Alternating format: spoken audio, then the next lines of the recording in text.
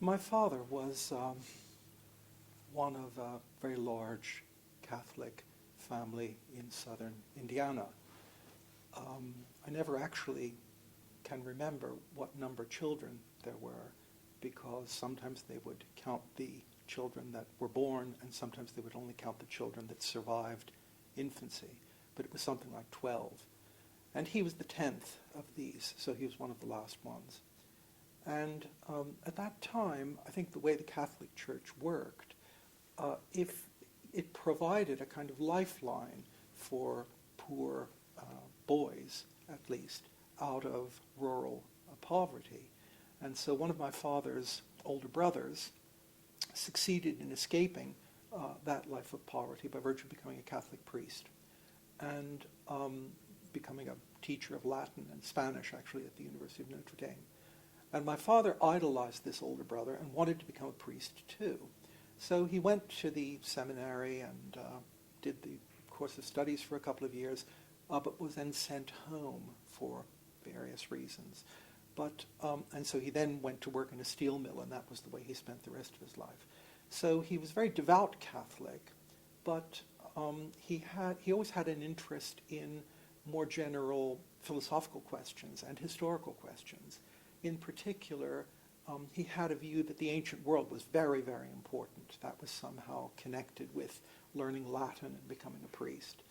And also, although he never would have admitted it himself, he didn't really believe in the papal doctrine of infallibility. That is, he knew he was supposed to believe that the Pope was infallible, and he tried his best. But it was clear from the way he talked about this question and the obsessive nature of his concern with it that he really didn't see how the Pope could conceivably be infallible. And this was a constant source of irritation to him. The other thing he was worried about was the corruption of the Catholic Church, the social corruption of the Church as an institution, and in particular the historical ways in which an institution like the Church is able to maintain itself as a continuing and vital institution despite the corruption of the personnel. And so I think in a way those two issues are two issues that I heard discussed by my father at great length when I was very young, not with a lot of theoretical sophistication, to be sure, because he didn't succeed in getting a higher education, but with a certain kind of relentless interest. And so on the one hand, there's a kind of skepticism. That is a skepticism about claims to infallibility, a skepticism about the opinions that authority asserts. That's always been a kind of component of my interest in the world. And the second part, I suppose, is something about how social institutions generate and renew themselves and reproduce themselves through making people believe in them. How does an institution that claims that kind of power and that kind of authority maintain itself over hundreds and thousands of years, despite the changing historical circumstances and despite the corruption of many of the people who are associated with the institution? So somehow some kind of skepticism and also some kind of interest in the role that what I later came to call ideologies play in social reproduction, the way in which the social imagination structures how we think about the world, and the way in which that structuration can be a force for good or a force for ill, the way in which we think about the world and we imagine the world as being one way rather than the other, and the way in which those forms of imagination might cause us to act in one way or cause us to act in another way, might succeed and might fail. Under what circumstances is a kind of imaginative construction, like the very idea of a church, which is an imaginative construction, in what sense can that kind of imaginative construction take on a life of its own and actually become a social institution rather than just someone's theory? And in what circumstances does that not work?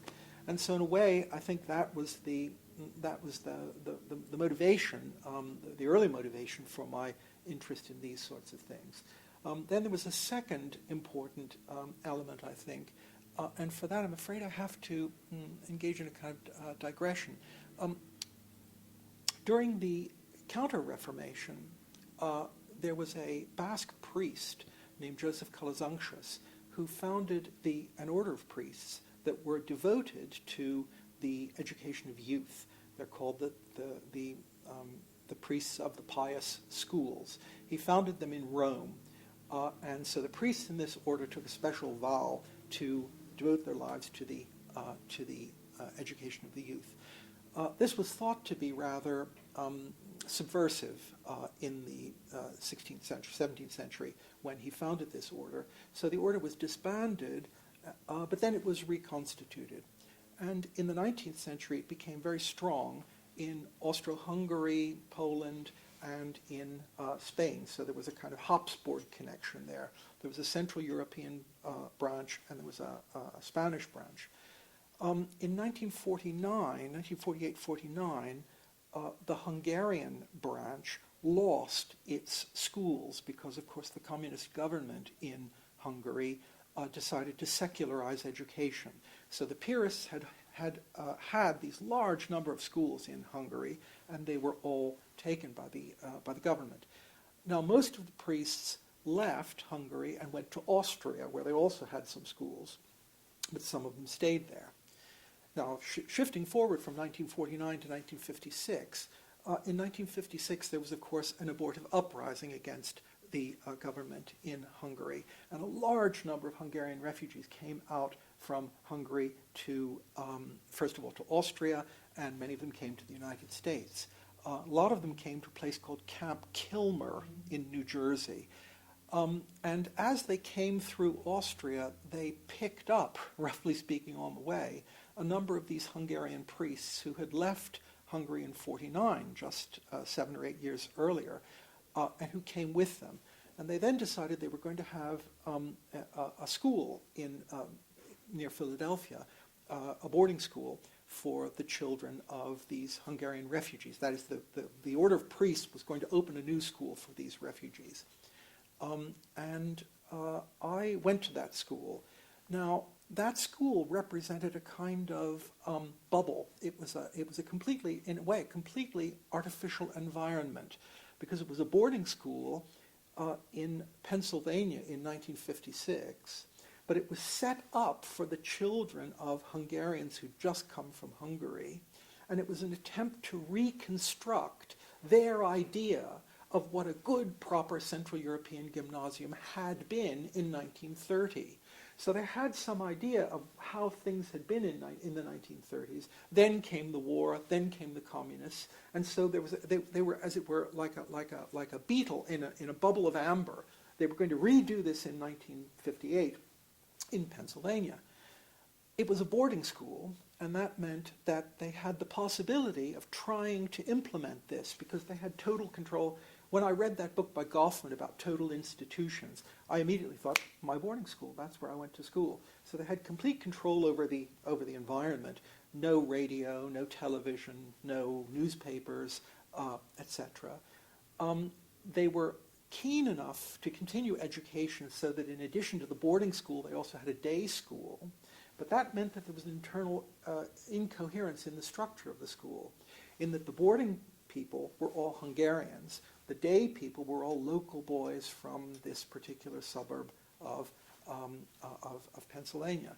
So I went to this school, and I encountered there a kind of both an extreme culture clash between these two sides, which I understood, as it were, as a form of attempts on the part of each group to project certain imaginative views about how the world was and how you ought to behave in it.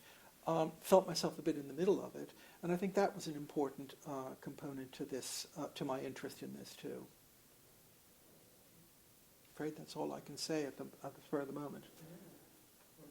So ideology and the imagination. What is the human imagination? What is the individual imagination? What is the collective imagination? How does it come about that if you're put in the middle of a group of boys, all of whom are native speakers of Hungarian, and see the world through a set of issues that are determined by the history of the development of politics in Hungary in the 1930s and 40s, but you're actually living in the United States in 1958 or 59. how do you negotiate that? How do you negotiate that conjunction? So after being there, I then went to university in New York, and that was at the beginning, of course, of the 60s. I went there in 1963.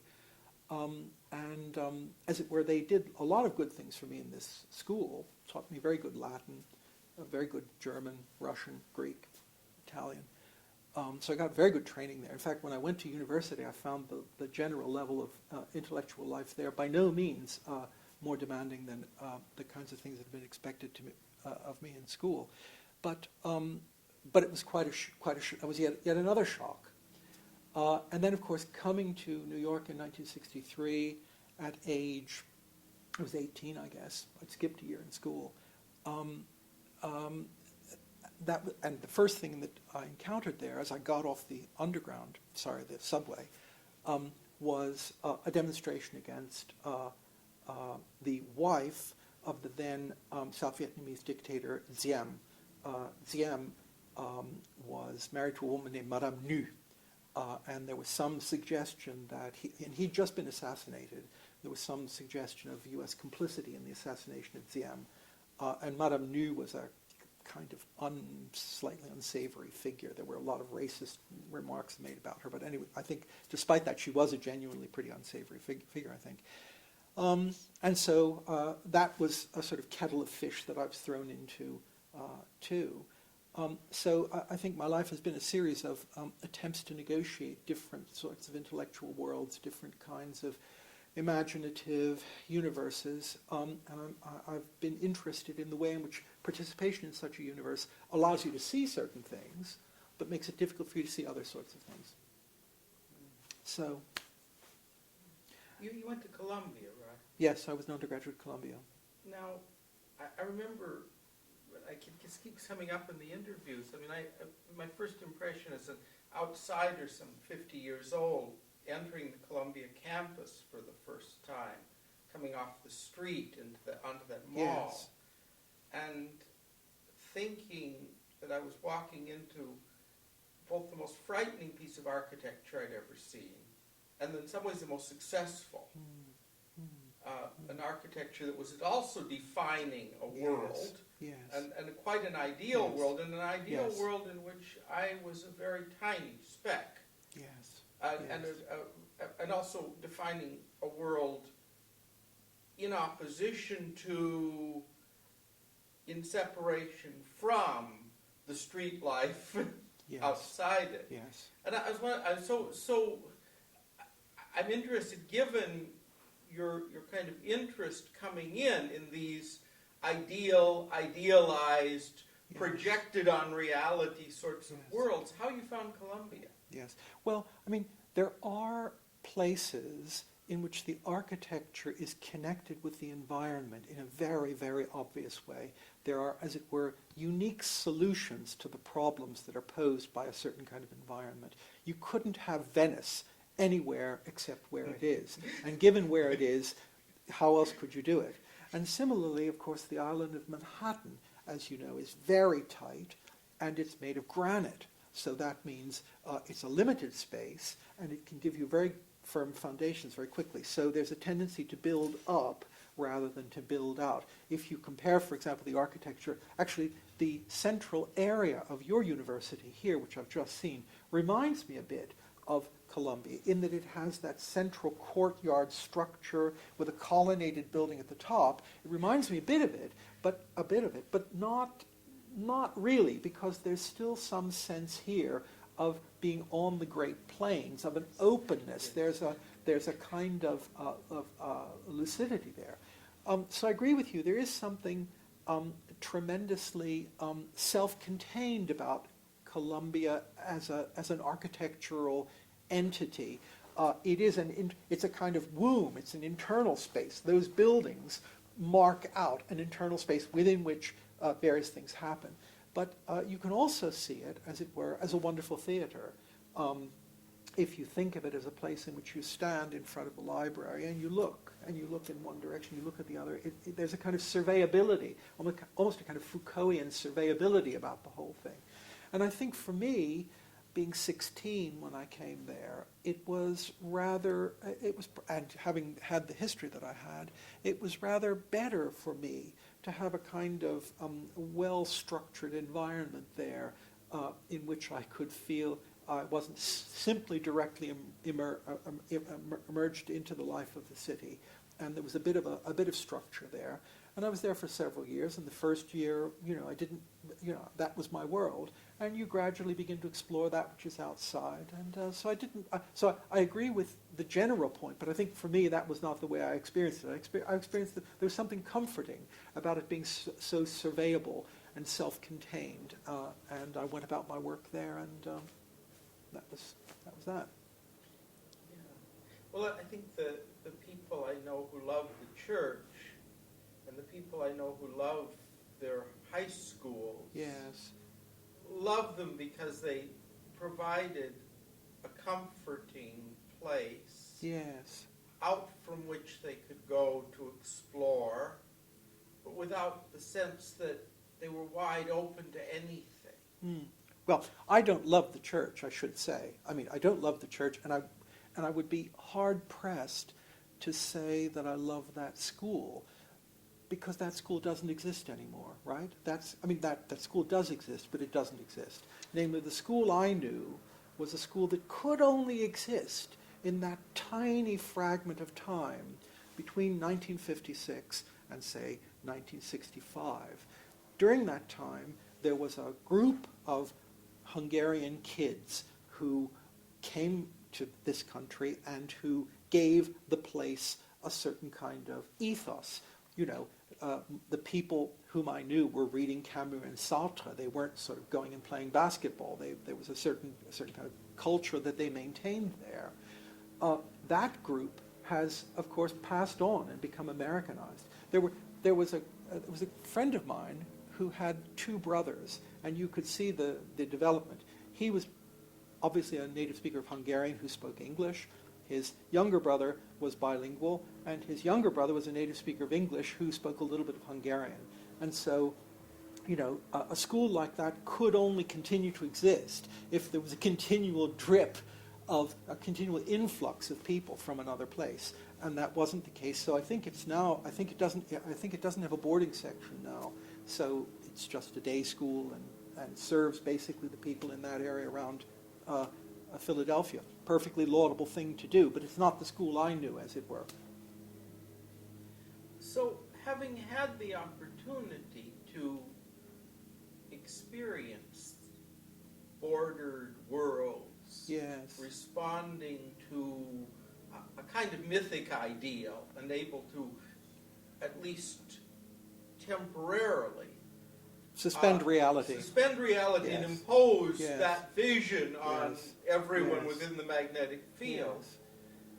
What did you come to think of those worlds, that project, that possibility in human life, which emerges and then disappears depending on circumstances like an influx of Hungarians, or in the case of in the case of the Twin Cities, a very similar story is found in Patricia Hempel's Virgin Time, talking about nuns of European training coming to run a girls' school in St. Paul and educating people as if they were aristocratic French women, yes, or being yes, trained for yes, good matches yes, in a Paris that didn't exist anymore. Yes.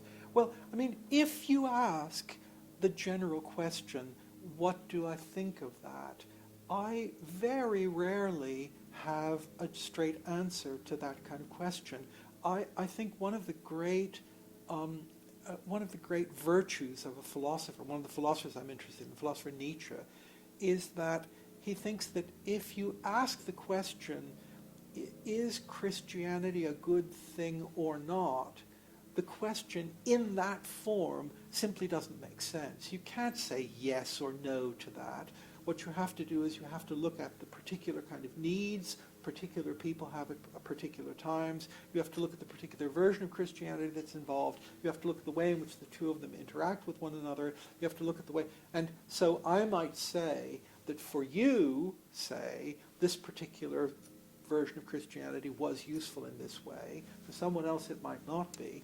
And it seems to me that's a more interesting question than the general question about whether such... I can't actually give an answer to that question. I think that a world in which it was not possible to maintain some kind of structuration of smaller spheres within it would be a world in which we've lost a lot of things that are of value. There was a book that came out a couple of years ago called The World is Flat, which I think an economist which said, well, you can play golf now anywhere in the world. You can go to India and play golf, and everything is more or less the same. And if it really comes to be the case that everything in the world is just the same, and there's no local environment, and the local environment can't have an internal form of structuration which allows certain particular things to flourish there and other things not, then I think that would be a genuine loss. But that's, as it were, a general theoretical statement about one kind of world as opposed to another kind of world, and not a particular judgment about this case. I then went to Germany, of course, and that was the other thing that happened in my life. I spent the 70s and 80s basically moving back and forth between Germany and the United States. 2 years one place, 2 years another place, until I finally emigrated to Britain in '93, and I've been there ever since. It's very hard, it's always been very hard for me to find a combination of an intellectual climate I liked and found congenial, where I felt I could work. I can't work if I'm not in a congenial environment. I know I probably ought to be more independent, but so finding an intellectual world in which I can work, and also finding a world in which there's a life outside that life, where there's an interesting urban structure or an interesting structure of some other kind. And I didn't find the appropriate combination of that for me till I moved to Cambridge. So.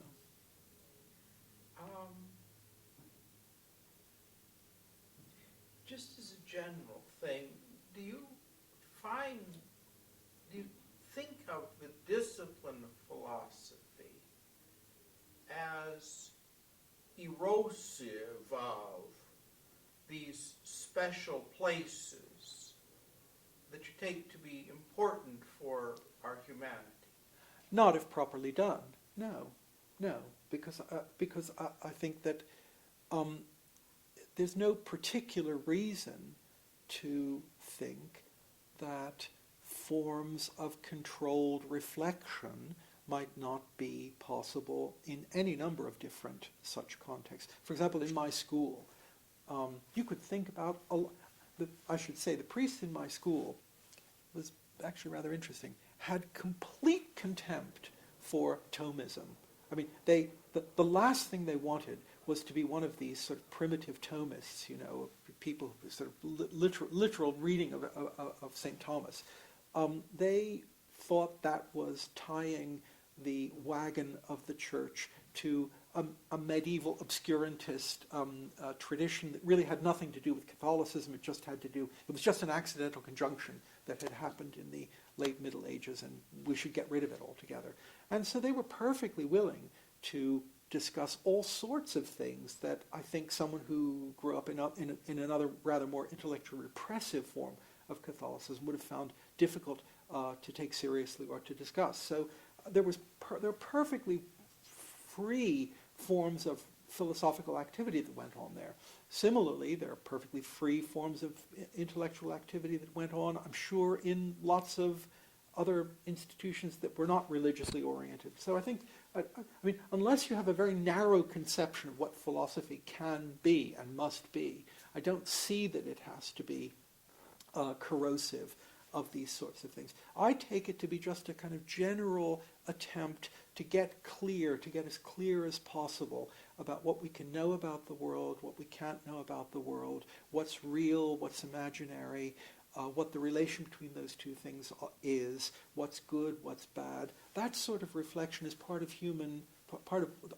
our natural endowment as human beings. That's not going to run away from us. I think a lot of philosophers have I think it's very important when you talk to people to find out what they're afraid of.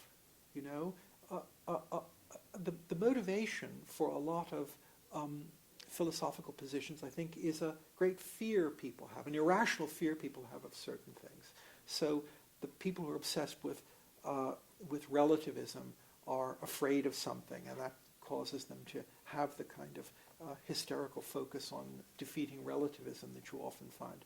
And I'm afraid I'm not at all afraid that philosophy is going to fall out of existence or dissolve itself, or in fact that these small microenvironments will dissolve themselves. I think that's part of what we as human beings will continue to generate. Some of these microenvironments can be put out of existence if the political authorities or other authorities are sufficiently keen on doing that. And that's, of course, something one has to evaluate on its own terms. It might be good, it might be bad, depending on what they are. But I don't think one has to worry about that. I think philosophy is going to be around, and these sorts of relatively more self-enclosed groupings are going to be around, and we have to look at them and take them for what they are. What do you see as philosophy's contribution to human life as you practice it? Again, that question presupposes that there's this thing, human life, and then philosophy is this kind of luxurious thing that comes from somewhere else. And there's human life, and then there's, I don't know, gold-plated Cadillacs. And how can we afford to have gold-plated Cadillacs, given that the world is so badly off? That's not the way I think about the world at all. My father spent his life working in the steel mill. He had a keen interest in these questions. He didn't have a sophisticated ability to deal with many of them. He didn't get very far. But I don't see the two of those entities, namely daily life and philosophy, as having that kind of dichotomous relation to each other. I think we're always asking questions about what's good and what's bad. We're always asking questions about what we know, what we merely think we know, what we imagine, what we don't imagine, what's real, what's not real. And as long as those questions continue to be asked, there's some kind of philosophy being done. And so, I don't see that as a luxury. It's not a luxury or a necessity. It's just a part of human life. That's what we are as human beings. So what you do as a professional philosopher, someone who spends a great deal of time with this, is just a sort of continuation of what's happening as a natural part of lots of lives, perhaps in a more limited time, perhaps with more limited conceptual tools, but it's essentially the same thing that your father was doing in reflecting when he came home from supper, came home to supper from the steel mill. It's the same thing. How can the Pope claim he's infallible? Yeah. Now, that is, in a way, too banal a way to describe it. But in a way, it's also too exalted a way of describing it. Because I also think that the way to think about many of these questions actually is a way that ought to be historically informed. That is, I don't think you can, in asking these questions, start from nothing. I think you also have to think about why you're thinking about the question in the way you're thinking about it. Why does the question arise in that form? Why doesn't it arise in the other form? To understand that, you have to understand something about history. So my actual activity, my everyday activity, has kind of two sides to it. On the one hand, I do these lectures in which I talk about what the state is and what is violence and how should we distinguish between coercion and violence, and various sorts of things. On the other hand, I talk about the history of philosophy. I talk about Max Weber and the way in which Max Weber thought about the state. And I think about the ancient world and try to suggest to people that if you thought about these questions from the point of view of some of the ancient philosophers, they would look completely different. And does that throw some light on the way we might reflect on them? So it isn't as if there isn't a cognitively disciplined component to it, but I see that as being continuous with a kind of activity, general activity of reflection, which, as I said, I don't think is going to go away. There were lots of people in England, people who are now taken seriously, studied in a canonical way and dissected, who didn't have a lot of use for history, for the history of the questions they were addressing, who would sometimes not make any explicit references back beyond, people they'd actually conversed with, or people who'd written articles. Yes. I mean, Wittgenstein knew Schopenhauer, and he knew a whole lot of other stuff, but he's not Kierkegaard. I mean, Kierkegaard footnoted till he turned green. I mean, and you don't find footnotes of any substance there. And I'm wondering kind of how you think about being someone who brings the historical picture in, teaching in a place where some very great philosophers thought they could get by without doing that. Well, there are different styles of philosophy, there are different styles of thinking, there are different styles of living. The way I live wouldn't suit everyone. And the way I think wouldn't suit everyone. And I don't think there's necessarily anything wrong about that. With that, it does strike me, though, that in the case of many of the people who think they're being Descartes, that is, who think that their way of philosophical reflection is actually not dependent on history or isn't satiated with history. That does seem to me, in many cases, not all cases, but in many cases, to be a form of very deep self-delusion.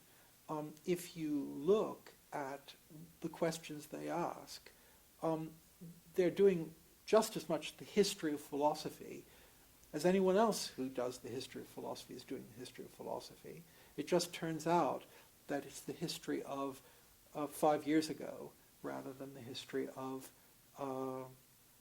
2 centuries ago. I mean, they're actually, they're deeply, if the point is the historical determinacy of what they're doing, the questions they're asking and the lines of argument they're considering and the way they're thinking about the question is just as much dependent on what actually happened to have been published in the relevant journals 2 years previously as is the reflection that I might make on Hegel in the 19th century. So I don't see that the structure is really different, although they may misunderstand themselves as engaged in something with a completely different structure. So I just think that, again, that's part of the mix of human life. And also, I mean, I also think that lots of illusions are very useful for people. And so if in fact people need, if in fact Wittgenstein needed to think that he was really reflecting in a way that was not at all determined by the historical context in which he stood, if that's what he needed to write his works, well, good, let's celebrate that. So it's basically, it's a matter of style, it's a matter of how one works, to what extent one can make progress through explicitly acknowledging the ways in which one is part of a dialogue with predecessors of some sort, whether they're predecessors in the last issue of Mind or predecessors going back 2,000 years. I mean, the big danger in philosophy is scholasticism. But scholasticism is not, but scholasticism is a category that doesn't map on neatly onto that other distinction between doing it more historically or doing it less historically. There are scholastic ways of doing the history of philosophy. There are scholastic ways of doing so-called systematic philosophy. I, of course, think that scholasticism is a bad way to go about philosophic activity. By that I mean a kind of dogmatic way of proceeding in which you assume that the framework of reference is given and it's not to be questioned, and you simply have to fit little bits of things into one or another of the existing categories, and you multiply distinctions that only make sense if you make some assumptions that are themselves questionable and ought to be reflected on. I mean, so scholasticism is a continual thing one has to struggle against in philosophy. But that doesn't mean that people who do philosophy historically have a monopoly on being reflective about what they're doing. So, I guess if this attention to the history of the ideas you're working with is a matter of style, I'm curious about what you have found valuable or important in adopting that style, in a certain sense, to represent it not as the way to do philosophy, but to represent it as one plausible way to do it philosophy that has certain advantages, certain attractions. If one thinks about people watching this as people who want to think about the world in a fruitful way and are looking for approaches, what can be said about this attention to the history of the ideas you're engaged with? I think it's probably the case that I tend to have the views that I have because my interests are mostly in ethics and political philosophy, where I think it seems to me clear that if you look at the ways people will think about their world naturally, spontaneously, in any given society, but in ours in particular, if you think about the way we would naturally think about our world, and you do that without thinking about the origin of a lot of these terms and concepts, you'll be liable to get yourself tangled in a completely inextricable mess of things. I think it's really important to think about terms like democracy, republic, the state, human rights. They are the sorts of things I've thought about.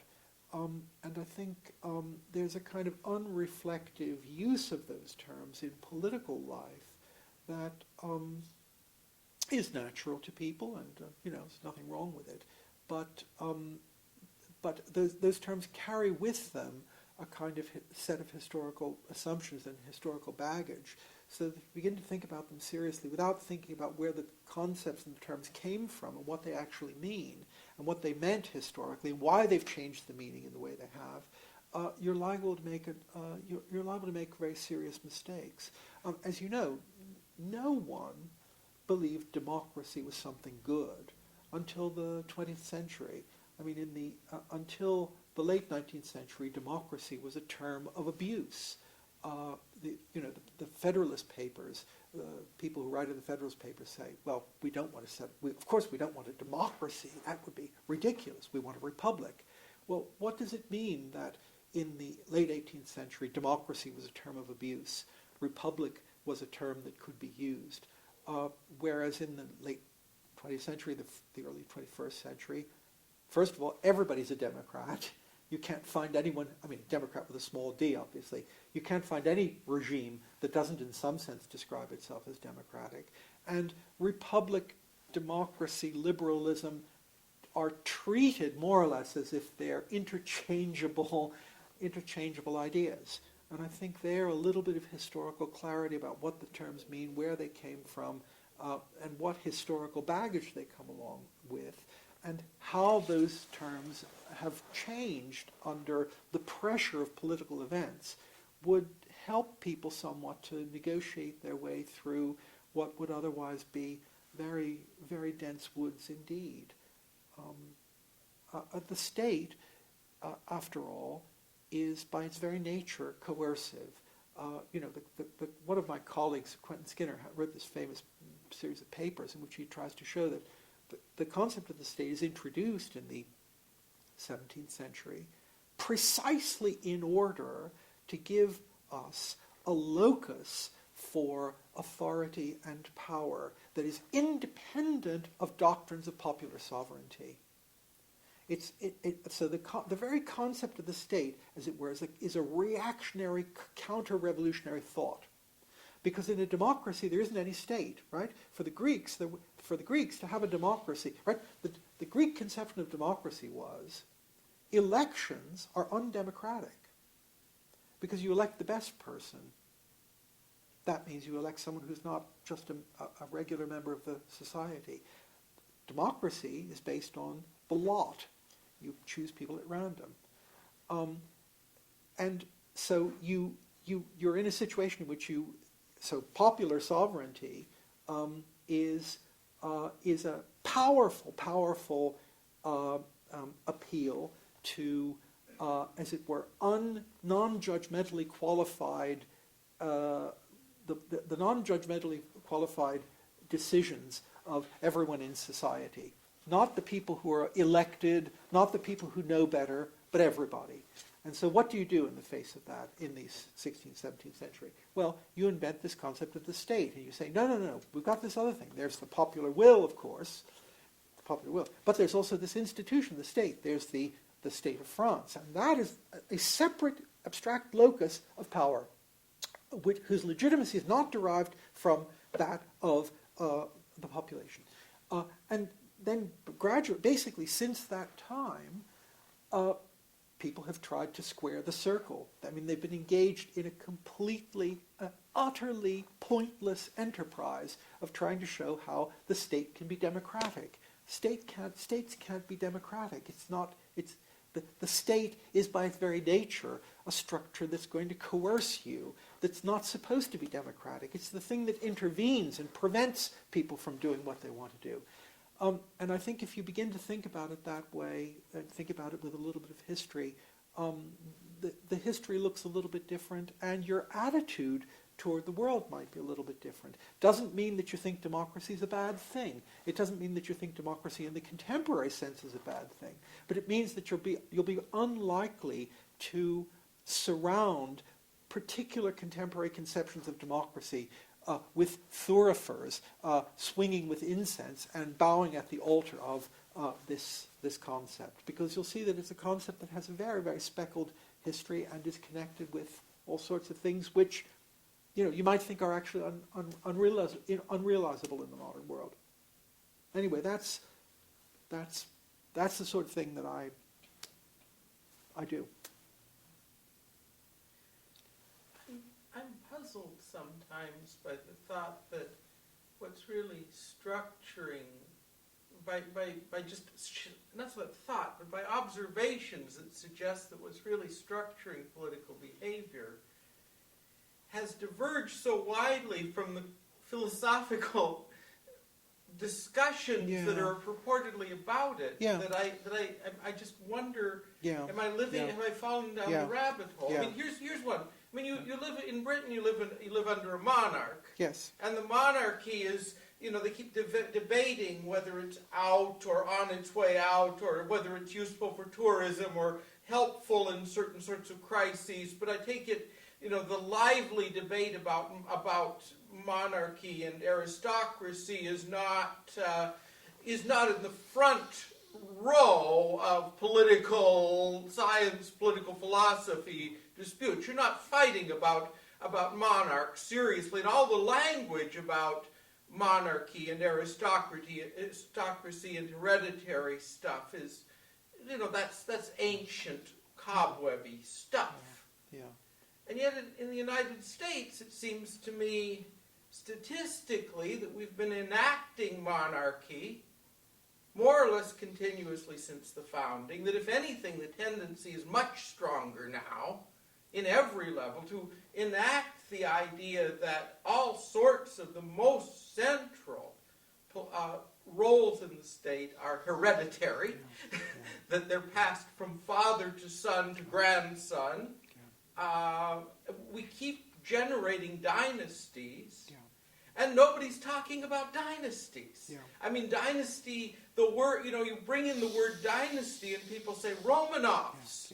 They don't say Bushes. They don't say Kennedys. But in fact, there are dynasties all over the place, and there are people who will defend them. And there's quite a lot actually to be said in defense of them, and it's an interesting... But it's an argument that cannot be put. That's the interesting thing. There's all sorts of things that could be said in favor of having political dynasties, but they're not arguments that could be put in the framework which we've established for ourselves at the moment. We're having a general election just as we speak now. So in fact, I voted by postal ballot, but they're just doing their thing at the moment, and there may well be a constitutional crisis, of course, because David Cameron has said that if he wins a plurality but not a majority, he's going to challenge the traditional view, which is that the existing prime minister stays on until he's been defeated in a vote of confidence. So now that's a question of constitutional unclarity. Of course, there isn't a written constitution, so how do you know that that's the fact about the constitution? So that's a question that's very topical. But as far as your basic point is concerned, I wrote this book a couple of years ago called Philosophy and Real Politics, in which I tried essentially to argue in the direction of what you've just been saying now. That is, if you look at what political philosophers, I shouldn't say this because I don't mean to be sort of doing down the other people who do the area, but if you look at most of what political philosophers have thought about and have talked about in the past 60 or 70 years, it strikes me it's completely disconnected from the political reality of the world altogether. There's some view that political philosophy should be a kind of ethical enterprise. We should consult our intuitions about what's morally good, and we should think about a structure of rights, and then we should think about what ideal democratic things are, etc. And it seems to me it's much more important to look at the societies that we actually have and the relations of power that exist in those societies. So I'm actually very much in favor of what I took to be the upshot of your suggestion, which is don't look at the relation between human rights and democracy. That's not unimportant, but don't start there. Don't start by assuming we know what a human right is. Don't start by assuming we know what democracy is. Look around and see who has power. What are the institutions through which power is actually structured, condensed, and exercised? And once you understand as much as you can understand about how power is structured, how it's exercised, then try to move on from that to some kind of evaluation of which ways you can move the structures that exist in a way that will make them more conformable to the satisfaction of human needs and to the realization of our human impulses. So I couldn't agree with that more. I did 2 stints of teaching applied ethics ages ago. One first with business ethics before they chased me out, and I basically got it straight after a while that whatever was in the text, you could be sure was not the issue. And there are lots of political reasons why it's not the issue. It has to do with the fact that it's not very safe to name the actual issue. You want to name an issue that you've solved already, or an issue that's containable. The non-containable issues you don't talk about, but the students will. It's like when I walked into the room and said the word ethics, 80% of my job as a teacher had been done. Because in every head of any experienced person in the room, and there were mostly experienced people, there was one thing that they were thinking of. This was the thing that they had been part of that had made them question the meaning of their lives. And the whole game was, will they tell that story? Well, I think there are a number of very peculiar difficulties in doing that kind of job, applied ethics. One is that as an academic, one is constantly under the pressure. There's a kind of internal disciplinary pressure to focus on that about which you can say something that's that you can give an argument for. There's a kind of priority of the thing which you can say clearly, a priority of that for which you can give a good argument, what is teachable, what is reproducible. You can say it, they can say it back to you, you can grade it. There's a strong discipline, there's a strong pressure that comes from the nature of the discipline to get unclear things out and not to discuss them. Then second, of course, there's another pressure, which is a pressure to avoid things that are genuinely upsetting for people and genuinely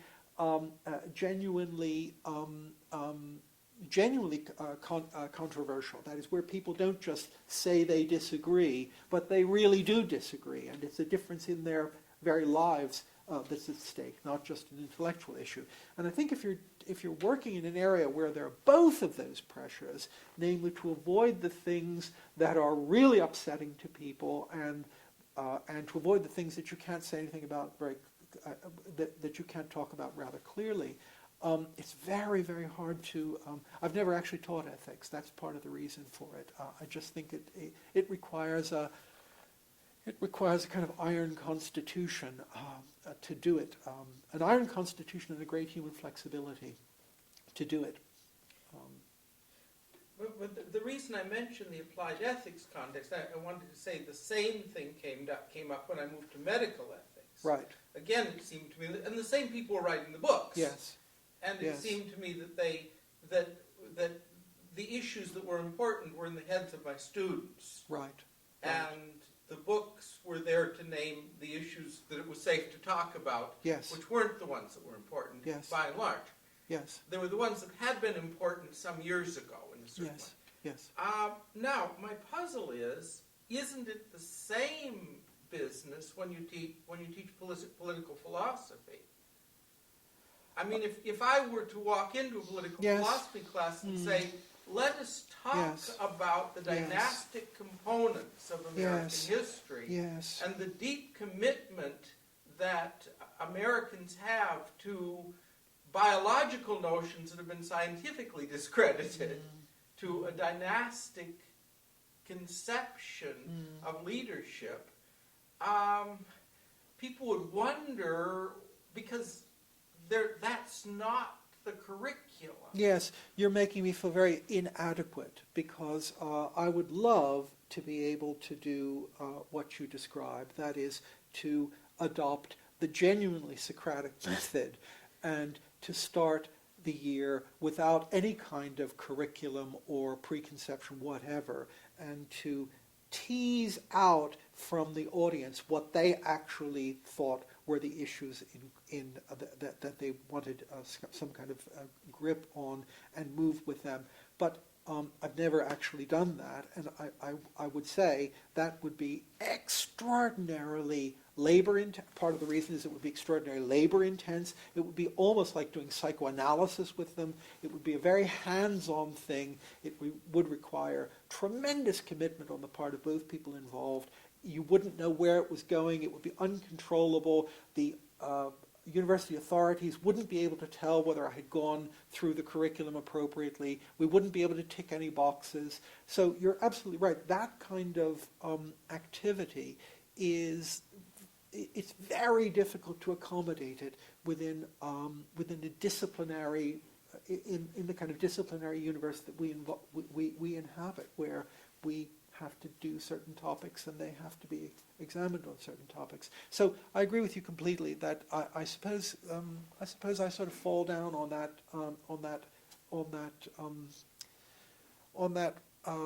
thing altogether, except to the extent to which with some of the graduate students it's possible to create a kind of free space in which they can explore some of these issues without the pressure of constantly having to be evaluated. We have at Cambridge a good system of supervisions, individual supervisions, and that has the great advantage that when the students come in for the supervisions, They're not graded on that.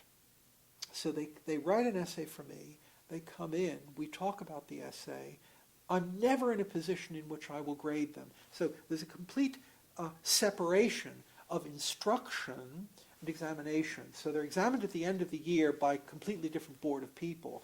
They know that nothing they say to me, that they can't tell me what I want to know. I mean, they can tell me what I want to know. There's no advantage to them in doing that. And there, in some of those contexts, you can begin to do some of that. But I have to agree, that's a very, very small amount of what one actually does and gets paid for. So I suppose that's right. Well, I mean, I envy that piece of the system. I think no one has ever, it seems to me, given a decent answer to the question of why grading one's own students is not the same kind of conflict of interest as evaluating one's own products for their fitness. Absolutely. I mean, and I mean, in a certain sense, there's a constellation of grades. Yes. I cannot give my Yes. students Yes. and keep teaching. Yes. And Yes. the fact that there is a constellation Yes. that will not go through, no matter what the information I have is from the students, Yes. that fact seems to me queers the process. Yes. Just as having Johnson & Johnson determine whether it's Tylenol is up to snuff for feeding to babies Yes. is a bad idea. Yes. They're really it's the preposterous sort of political problem within the educational system. But I want to ask this, and I suppose this could get back to Cambridge, but you can avoid this question if you want. Are you well enough protected in your teaching so that you can, if you choose, teach in conformity with your ethical convictions about how something should be done? Well, I'm at the end of my career now. I've got another couple of years before I retire, so it really doesn't matter to me. I mean, in a way, I'm in a privileged position in that, what can happen to me? So I do what I want. That, in a way, isn't the right question. The right question is what is the situation for those who will come after, who are there already and who are about to come. And I'm afraid I don't have any idea what the university system in the Western world is going to look like in 10 years. I think that the shifts in global power and resources, the demands of competition among nation states, and various associated phenomena of environmental degradation, I think all of those things means that our societies are going to change very, very drastically, are going to have to change very, very drastically in the next 10 years or so. Or if they don't, they're going to collapse completely, and that's going to be an even worse disaster. And to be frank, I don't know how that's going to work. I would certainly say that if I were 25, I wouldn't aspire to a career of teaching in philosophy in a university. But then I'm not 25, so I'd do something else with my life. What would you do? If I had an answer to that question, I would. If I had had an answer to that question 10 or 15 or 20 years ago, I would be doing it now. But I don't. So I don't. You're quite I don't clear. have any. I don't have any abilities. I don't have any abilities that I could use to survive. Really, apart from. I used to think in the 60s, when I was somewhat more politically oriented, that I should sort of not embark on an academic career, but I should do something that was really more helpful or practical. And then I looked at my father's job in the steel mill, and what he did basically was contribute to producing bits of steel that went to make tail fins on cars and things. And the idea that that was somehow more real or more deeply connected with human needs just didn't seem plausible to me. So there are some jobs that are really obviously connected with the satisfaction of human needs, like being a nurse or being a doctor or being something like that, but I don't have any of the skills or abilities that one would need to do that. So I don't know. I think that's a question without an answer. At least for me, it's a question without an answer. But again, I also tend to be a skeptic about these things. I have a different, I have a kind of survival idea of the world. I think of the world as this horrible place, and you have to get through, you have to sort of get through to your death without having too many of your limbs lopped off before you get through to your death, and just survive, rather than a kind of the view that I think a lot of people have, which is the future should be open and you should develop your possibilities, etc. I understand that view, find it in Marx, of course, but it's not actually the one I share. And so my view is, well, I've survived this far, and what more can happen to me now at my age? Yeah. That's not very socially responsible, but it's, I mean, the question you raise, what can a person with strong conceptual abilities contribute to helping out? well, there are things that one can do. I mean, there are lots of areas in the social sciences, I think, where analytical and historical ability can be used. I suspect that that's more in the context of research than of teaching. Well, for example, last year I went to a conference in Berlin, the Potsdam Institute for Climate Change, and they had all of these people discussing climate change. It was extremely interesting. They had physicists, people who worked on the nature of the gases in the atmosphere, and economists. And there were a lot of them that were in research institutes of one kind or another.